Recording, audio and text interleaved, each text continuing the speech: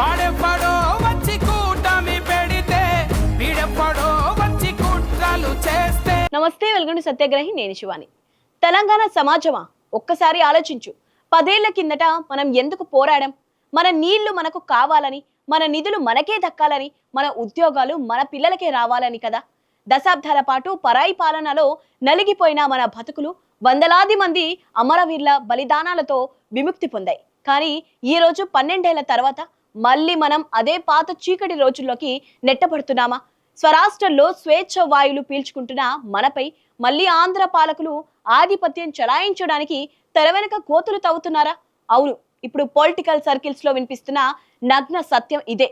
రాష్ట్రం విడిపోయి ఇన్నాళ్ళైనా తెలంగాణను సర్వనాశనం చేయడమే లక్ష్యంగా ఇప్పుడు ఒక మహాకుట్రకు తెరలేచింది.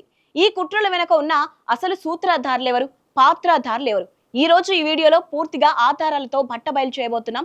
స్కిప్ చేయకుండా చివరి దాకా వాచ్ చేయండి. మొదటి నుంచి చంద్రబాబు నాయుడికి తెలంగాణ అంటే ఒక రకమైన ఈర్ష్య, కక్ష.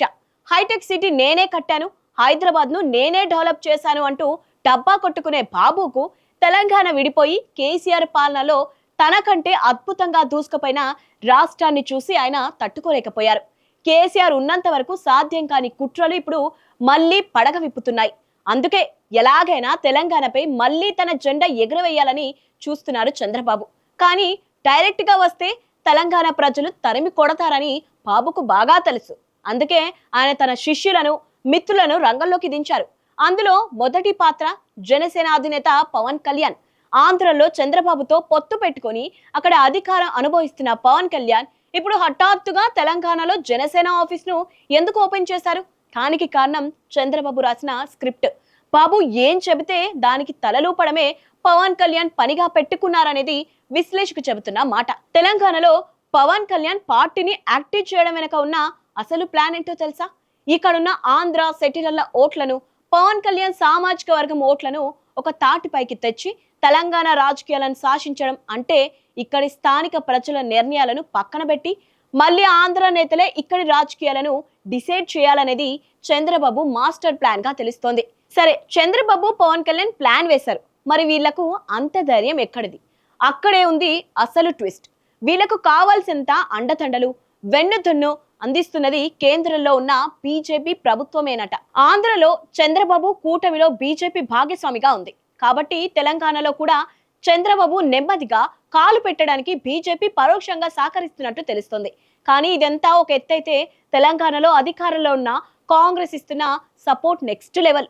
అవును, ఆంధ్ర పాలకులు ఇక్కడికి రావడానికి దారులు సుగమం చేస్తోంది మరెవరో కాదు, స్వయంగా కాంగ్రెస్ ప్రభుత్వమే గేట్లు బార్లా తెరుస్తున్నట్లు సమాచారం. కేసీఆర్ కొట్లాడి ప్రాణాలకు తెగించి తెలంగాణ తెచ్చింది ఇక్కడి ప్రజల ఆత్మ గౌరవం కోసం. ఎదుగుతున్న చిన్నారి పాప మన నేల మొదలేరా. కానీ ఈ రోజు ఇక్కడున్న కాంగ్రెస్ నేతలు మాత్రం తెలంగాణను మళ్ళీ బాబు కాళ్ళ దగ్గర పెట్టడానికి సిద్ధమయ్యారు. రాజకీయం ఎంత దిగజారిపోయిందో చూడండి. ఒకవైపు బీజేపీ, మరోవైపు కాంగ్రెస్. ఈ రెండు జాతీయ పార్టీలు కూడా చంద్రబాబు డైరెక్షన్ లోనే నడుస్తున్నాయా అనే అనుమానాలు కలగక మానవు. ఇక ఇప్పుడు అసలు విలన్, అసలు పాత్రధారి గురించి మాట్లాడుకుందాం. ఆయనే మన ముఖ్యమంత్రి రేవంత్ రెడ్డి గారు. తెలంగాణలో రేవంత్ రెడ్డి సీఎం కావచ్చు, కానీ నడుస్తున్నది మాత్రం చంద్రబాబు పాలనే అని రాజకీయ విశ్లేషకులు గట్టిగా చెబుతున్న మాట. రేవంత్ రెడ్డికి చంద్రబాబు అంటే ఎంత ప్రాణమో, ఎంత భయమో, ఎంత భక్తో ప్రత్యేకంగా చెప్పనక్కర్లేదని వారి మధ్య అనుబంధాన్ని వివరిస్తున్నారు. బాబు కోసం నాడే ఓటుకు నోటు కేసులో దొరికిపోయిన చరిత్ర రేవంత్ అని గుర్తు చేస్తున్నారు. కాంగ్రెస్ లోకి వెళ్లిన రేవంత్ రెడ్డి ఒంట్లో ప్రవహిస్తున్నది టీడీపీ రక్తమే అని విమర్శకులు ఊరికి అనడం లేదు. నాడు కేసీఆర్ ముఖ్యమంత్రిగా ఉన్నప్పుడు చంద్రబాబును తెలంగాణ సరిహద్దుల్లోకి కూడా రానివ్వలేదు, మన సంపదనను కాపాడారు. కానీ రేవంత్ రెడ్డి వచ్చినప్పటి నుంచి చంద్రబాబుకు తెలంగాణలో మళ్లీ పూర్వ వైభవం వచ్చింది. చంద్రబాబు హైదరాబాద్ వస్తే మన పోలీసులు అడుగడుగునా రెడ్ కార్పెట్ వేస్తున్నారు. అంతటితో ఆగకుండా చంద్రబాబును మళ్లీ తెలంగాణలోకి తీసుకువచ్చి ఇక్కడి రాజకీయాల్లో ఆయన వేలు పెట్టేలా సహకరిస్తున్నది సాక్షాత్తు రేవంత్ రెడ్డి అన్న టాక్ కూడా నడుస్తోంది. రాష్ట్రాన్ని మళ్లీ ఆంధ్ర పాలకులు అప్పగించేలా తెర వెనుక పెద్ద కుట్రలే జరుగుతున్నాయని చెబుతున్నారు తెలంగాణ వాదులు. ఇందులో 2 కుట్రలు ఉన్నాయి. ఒకటి, రేవంత్ రెడ్డి ఉన్నంత వరకు తెలంగాణలో ఆంధ్ర పెత్తనానికి ఢోకా ఉండదు. బాబుకు, పవన్ కళ్యాణ్ కు ఇంకా రాజభోగం లభిస్తుంది. మరి ఇది కంటిన్యూ చేయాలంటే ఏం చేయాలి? ఇన్ని కుట్రలు చేసినా బీఆర్ఎస్ అధికారంలోకి రాకుండా అడ్డుకోవాలి. ఎందుకంటే కేసీఆర్ ముఖ్యమంత్రి అయితే తెలంగాణ ప్రజలపై, ఇక్కడి ప్రయోజనాలపై ఇసుమంతేనా రాజీ పడరు. కుట్రలకు తెగబడితే ఎవరితోనైనా కొట్లాడతారు. ఈ టీడీపీ పాలకులు అది 10 ఏళ్ల పాటు ప్రత్యక్షంగా చూశారు కూడా. అందుకే ఎట్టి పరిస్థితుల్లోనూ కేసీఆర్ మళ్ళీ రాకూడదని బలంగా కోరుకుంటున్నారు. అందుకోసం డైవర్షన్ గేమ్స్ తెరలేపి ప్రభుత్వ వ్యతిరేక ఓటును వీలైనంత చీల్చడానికి అన్ని రకాల స్కెచ్లు సిద్ధం చేస్తున్నారు. రేవంత్ పై ప్రజల్లో ఎంత తీవ్ర వ్యతిరేకత ఉందో గమనించిన చంద్రబాబు దాన్ని సాధ్యమైనంత వరకు తగ్గించడానికి, ప్రజల దృష్టి మలచడానికి తెర వెనుక భారీ కుట్రలకే తెరలేపినట్లు తెలుస్తోంది. ఇక రెండోది కూడా ఇంట్రెస్టింగే. ఇదంతా కేవలం రాజకీయ అధికారం కోసమే అనుకుంటే పొరపాటే. దీని వెనక తెలంగాణ సంపదనను, తెలంగాణ ప్రాజెక్టులను దోచుకునే పెద్ద స్కెచ్ ఉంది.